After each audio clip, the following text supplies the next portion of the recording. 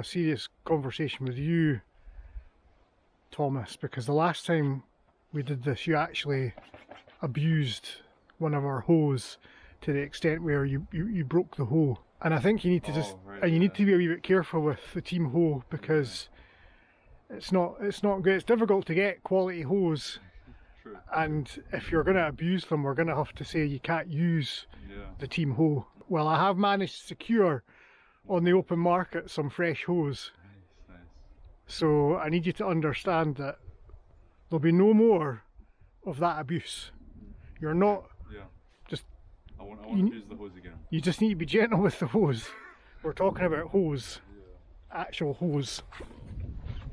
See the driveway there? See the underneath there's like hardcore. It's like a rough driveway, and leaves and stuff fall out of the trees and get blown on, and it just mulches down and turns into turf. So there's probably maybe between, I don't know, 2 and 3 or 4 inches of turf on our driveway. We need to scrape it all back. So that's what the hose for. I don't know what you were thinking. I was talking about garden hose. So Thomas, I know you're all muscly and stuff, right? But we're not trying to knock the earth from its orbit. We're just trying to get like 2 or 3 inches of turf up, okay? I brought 2 of those, and I got this one for Daniel, because not that he needs any help to be manly and masculine, but you just need to be super careful, because it's, I don't know, it might be a wee bit overcompensation, that one. And then there's one more hoe. Harry doesn't deserve a hoe. So just don't like whack the ground like you're trying to crack the earth's crust. And all we're doing is we're just working from here. It's basically like this, all the way up and along there. So just start here. It's not the most exciting thing we've ever done, but we'll not do it all the time. We'll just do it until, see how far you get, see how easy it is. Is that a good job? That was a really cheesy thumbs up moment.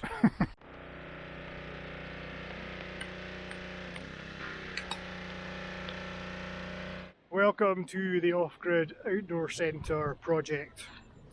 A project which is much easier if you've got young, healthy, fit, strong people down assisting.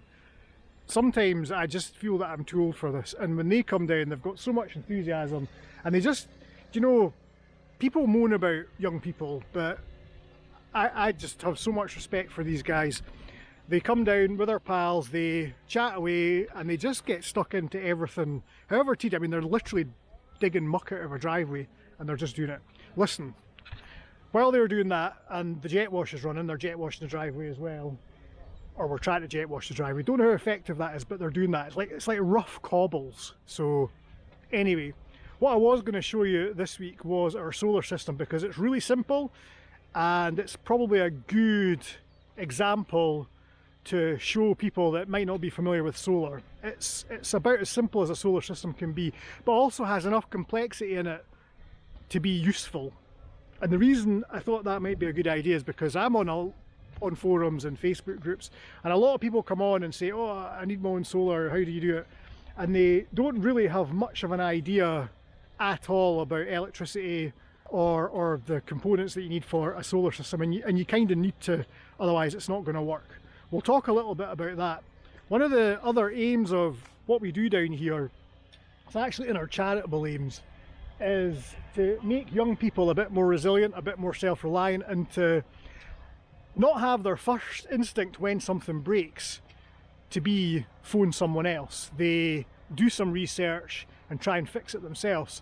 I don't think you can be off-grid unless you're off-grid. I think you can have an off-grid house and you can, you know, give a van and be off-grid, but if you're not off-grid, if you're relying on other people to fix things if something breaks, I don't think you're truly off-grid. A caveat to that is that I don't live off-grid. I'm partially off-grid, but I don't live off-grid, so I'm being a bit of a hypocrite. But I do think that it's really important, and we've always taught that here and at Scouts, which is the other thing that we do. We've always said to young people, listen, the whole point is to be self-reliant and to not just, you know, pick up the phone, or, I mean, do research, look at YouTube. obviously we all do that. No one's truly off-grid these days, but and at least then if you're stuck somewhere in the middle of nowhere, like here, and something breaks down, the lights just all go off. You know to check the fuses, you know to check for continuity, you know to check your voltage, stuff like that. So we'll have a look at the solar system. Let's go and have a look and see how they're getting on back there.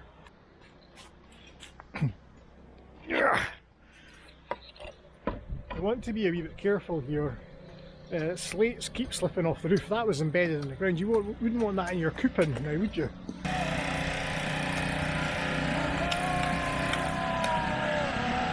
Right, Jack.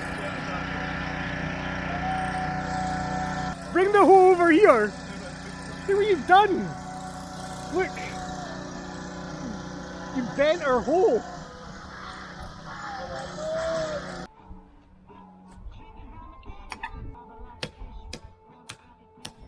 Thomas has already bent one of the hose. You're thinking about solar power in your house. Here is a very basic example of a solar setup, and we'll talk about the components first. The main components are up top on the roof there. We've got solar panels. Between the solar panels and the indoor equipment, we've got cables. We've got PV cable, and we've got junctions. I include the accessories as a component in and of themselves because they're expensive. Not as expensive as the rest, but can be expensive. And if you're new, what you'll do is you'll make lots of mistakes and you'll buy lots of wrong things like I did, and you'll end up with a lot of stuff left over. Things like cable joins, these up here, these cable joins, they're actually quite expensive. MC4 connectors and cable joins. So outside you'll have your PV cable, which is a specific kind of cable meant for solar systems. PV stands for photovoltaic. It's weatherproof, heavy duty, single core cable specifically for DC current coming from solar panels. We've got 3 solar panels up here and they're connected in parallel. We'll talk about that in a minute. Indoors, in our wonderfully appointed X shower room, we have more cable. We've got a fuse, which is what this is. This is a fuse on the positive coming in from the cables. And then we've got a solar controller, and then we've got batteries. Those are the main components of a solar system. Now here in this building we've just got low voltage lighting, so we don't have an inverter connected just now. All we've got is a 12 volt fuse box, which is what this is, coming out of the load supply on our solar controller. So the panels collect sunlight, turn it into electricity, send it down the PV cable into the solar controller. These panels generate something like 40 odd volts. I could show you, but the screen thing's too dark. But they're 40 volt panels, I think 8 amps per panel. But these are 12 volt batteries. So we need to get that 40 volts down to 12 volts, and that's what the solar controller does. That's what this is. It's an ePever solar controller. It was about £40. I believe, if I remember correctly, it's a 50 volt, 30 amp solar controller. This is one of the things that you need to think about, and it's why if you go onto a Facebook page or a forum and say, oh, what's solar, how do I do it? You need to have all this set in your mind. You need to understand it, otherwise no one can answer the question for you. I've got 3 panels up there and they're connected in parallel, which means the voltages stay the same and the current adds together. If you connect them in series, the voltages add together and the current stays the same. I'll say that again, and if I'm wrong, I've said it twice wrong because I always get it mixed up. When you connect panels in parallel, the voltage stays the same, so 40 odd volts, and the current adds together. So coming into this solar controller from my panels is about 40 odd volts. I think it's 42 volts. And on a good day, 3 panels, 3 times 8, 24 amps. I mean, it would never be as much as that because the panels are old and it's not a great system, but that's how it works. So when you're talking about a solar system, you need to understand what you're going to use it for. What are you going to plug into? If it's just low voltage lighting, you don't need big batteries, you don't need lots of panels. But if you're running a house, you're going to need a lot of generation and a lot of storage.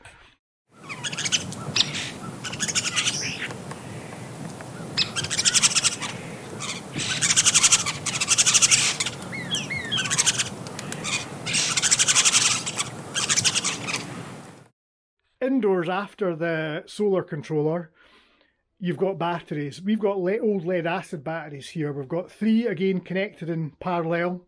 So all the positives are connected together and all the negatives are connected together. And obviously the voltage stays the same at 12 volts or around 12 volts. The storage is 3 times, I think these are 130 ampere batteries, but I'm not going to get into that because it's maths and I'm terrible at maths. So yeah, so basically what happens here is the power comes in from the panels into the solar controller. The solar controller converts the voltage down to something the batteries will accept, anywhere between 12 and 15 volts depending on your setup and your solar controller, and it will either bulk charge or float charge your batteries. So your batteries are dead or properly depleted, it will bulk charge, so it will punt 14.2 or 13.8 volts into your lead acid batteries depending on the kind of batteries you've got. And once they're charged, the solar controller will sense that and it'll start to float charge, which is like a maintenance charge at somewhere around about 13 volts, 12.8, 13 volts for lead acid. Your load supply here, if we switch off the panels, if we disconnect them, this load still works, because what it does is the solar I'm having a, hold on, my rake, I just got attacked by a rake. The solar controller brings voltage in, sends it to the batteries to charge, and then the batteries send it back up, and then the solar controller sends it back out to your load, your 12 volt load.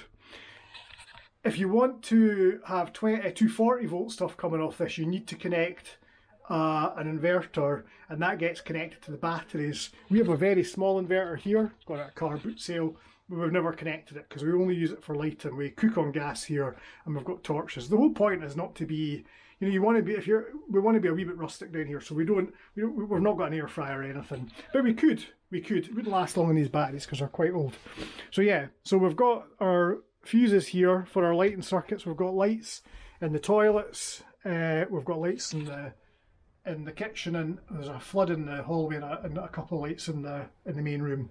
So there's your digest. You've got panels outside, your connectors, your cable, and then on the inside you've got a fuse. You've got usually more than one fuse. There's fuses in various places on the system. By the way, don't copy my system, it's probably wrong. Someone will be along shortly in the comments say you've done that wrong, and it's like, probably, have at me, just whatever you want to say. So yeah, so panels outside, cables and connectors, fuses, more cables. You've got your solar controller, and then you've got your batteries. And then if you're using low power, your 12 volt low power, you'll have a 12 volt fuse box, and you've got all your cables coming out. It's really messy. I'm slightly embarrassed about that. And then that goes away off out into wherever your power's at. Cable sizing is another important thing, and you kind of need to understand a little bit about that. This is a 12 volt system. You can have a 24 volt system or a 48 volt system, and your cable sizes matter. So for this 12 volt system, we've got 16 millimeter squared cable between the batteries. And the reason we have 60 millimeter squared cable is to handle the current that's going back and forth through them. If you go up in voltage, you don't need to have quite as big cables. You can drop down to 12 millimeter squared. When they say 60 millimeter squared and 12 millimeter squared, they're just talking about the cross section of the cable. So if you cut that and measure the cross section of the cable, that's what that's all about. You need to take advice on that. I'm not going to get into that here because I'll probably get it wrong. For your solar controller, you want to use the biggest size cable that'll fit in your terminals. That's a rule of thumb. So we've got PV cable. I think the PV cable is maybe 6 or 8 millimeter square, and it's going into here. And I've used PV cable on the supply side to my batteries, which probably isn't right. Batteries, honestly, people get very precious about batteries, and I don't have this set up properly, but basically I've got 3 batteries in parallel. I should have the negative into there and the positive into there, so that the batteries are all being charged evenly. Battery balancing is another gloriously complicated, well, for me anyway, because I'm thick, gloriously complicated topic. A way around it is just to get a lithium battery with a battery management system, a BMS, and then you can tether to it with Bluetooth, and it just tells you everything. But that's all this is. So I've got my positive in the middle and my negative in the middle, and that's wrong because that battery is going to hog all the voltage. this battery here, these batteries are going to dodge it. There's a lot in there that I've not even gone into, wire size and fusing and all the rest of it. But the main thing is you need to understand a little bit about electricity before you get into having your own solar. The other option is that you buy a power station. So something like, you'll see them advertised probably in the forums. I have an EcoFlow power station at home, and what it is it's all of this in one box. And you can either plug in a solar panel or charge it from mains. But it's basically all this, and it's more expensive, but it is a lot easier to handle, and that might be something that you would consider. But for something like in here, because you know we're a bit rough and ready, and because I know roughly what I'm doing, this is what we've got here. In terms of those batteries and the lights that we've got, how long would those batteries last? Well, they've never ran out. We've been down here, had weekend camps, had week-long camps, and they've never ran out. They're like 20-watt floodlights. I mean, it's going to last a while, even though these batteries are somewhat old. So there you go. If you've got any questions, you can put them in the comments and I'll do my best. But really what you want to do is look at other content creators in the area of solar power and go there, because I'm not an expert. Will Prowess, he's pretty decent, but there are others that are a bit more straightforward, and he gets quite into quite a lot of detail. There are other people that do better, more basic explanations that I relied on when I built my system at home. So there you go, that's solar for you. It's not complicated, but you know, and it's worth doing. And it certainly, I mean, you could be in there with torches and it would do the same thing. Candles, maybe a bit dangerous, but kids, we've already seen the kids, the young people here, they're heavy-handed. And the other thing I would say before we finish, the last thing I'd say is buy a multimeter. Get a multimeter, something that you can measure voltage, polarity and continuity. So you Google those terms: voltage, so measure voltage for your batteries; polarity, to make sure that you've got your positive and negative the right way around when you're wiring things up; and continuity is making sure that you've got no breaks in your wires and your switches are all working. It beeps if there's continuity, it doesn't beep if there isn't. And that's it. I don't know what else to say. I've probably forgotten something. I'm not an expert, but that's your basic solar system. Let's go and see what's happening outside. Yeah, cool, we'll get the jet wash back on. It's fine. It's already on. I don't think I do, to be fair. I don't really know. It's now called the off-grid Bunkhouse. Oh, yes. The off-grid Bunkhouse project. So we've cleared a little bit more of the drive. This is going to be a work done in stages because it is such hard work. The driveway, this, I mean,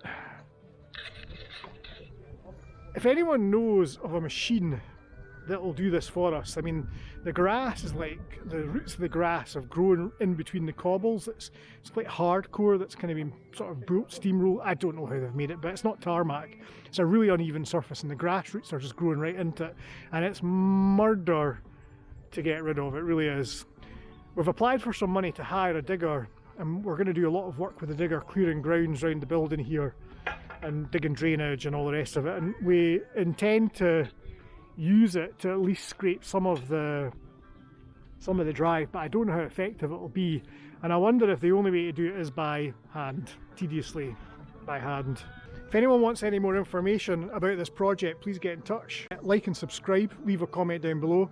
We're trying to get this channel up to over 1,000 followers so that we can monetize it and get a little bit of income from YouTube so that we can do work here. And that's us, so we'll see you next week.